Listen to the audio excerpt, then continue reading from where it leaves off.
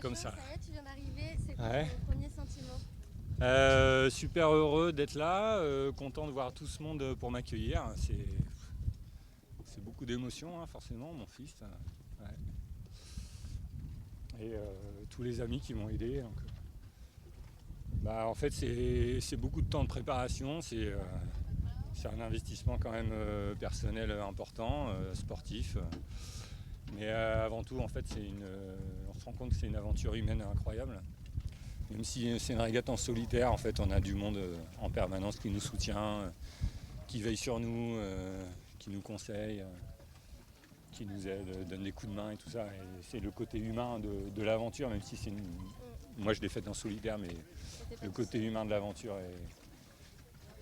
donne une dimension qui est assez particulière. Ouais. Sportivement parlant, tu avais commencé un peu à nous raconter, tu as eu des petites galères.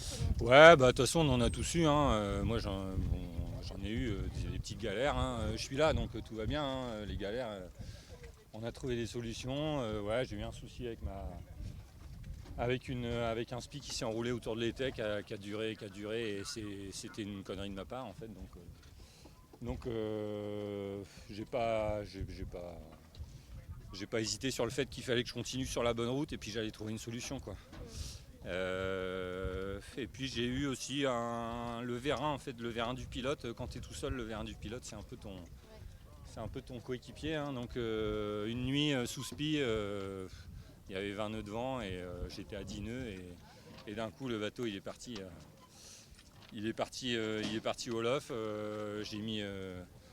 J'ai mis 30 secondes à comprendre que c'est le vérin qui s'était désolidarisé de la barre, du secteur de barre. Okay. Et donc là, tu te retrouves pleine nuit noire avec le bateau entre les mains, sous spi, et puis tu te dis comment je vais me dépatouiller de ça, quoi. Et bon, j'ai réussi à affaler tant bien que mal.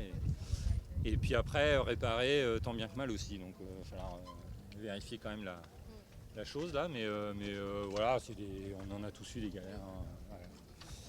Comment ça s'est passé ces plus de 20 jours en solo? Le solitaire, voilà, moi c'est pas un truc qui me dérange de trop.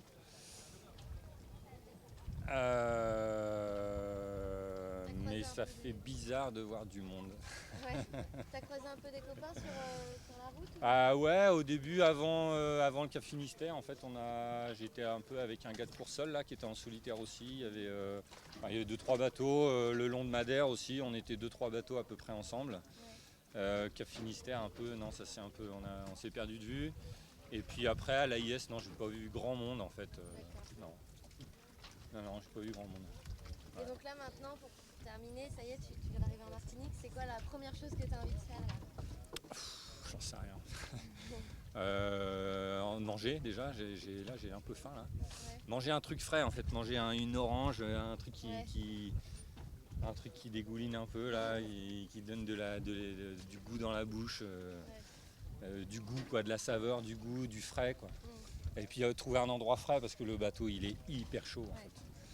Il a fait chaud et le pont gris là, j'ai étalé des couvertures de survie dessus par moment. J'essayais de me protéger comme je pouvais parce qu'il faisait une chaleur intenable. Et les sargasses aussi, là c'était une horreur, quoi. J'ai cassé ma canne à algues juste après Madère, une journée ou deux après Madère.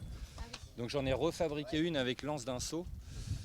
Mais c'était compliqué, il fallait que je me mette sous le bateau pour. Enfin voilà.